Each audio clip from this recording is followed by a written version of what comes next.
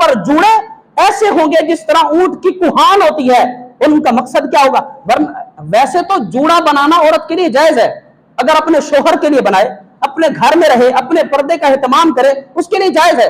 لیکن یہ جوڑا خاص طور پر بنا کر جب گلیوں میں بن سور کر لوگوں کو اپنی طرف مائل کرنے کے لیے نکلے گی، یہ قیامت کی نشانیوں میں سے ایک نشانی ہے.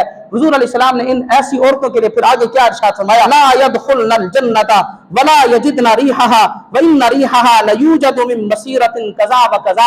فرمایا ایسی عورتیں جنت کی خوشبو بھی نہیں پائیں گی، اللہ ان کو ایسے عذاب میں مبتلا کرے گا. اور پھر فرمایا جنت کی خوشبو تو اتنی مسافت سے آئے گی.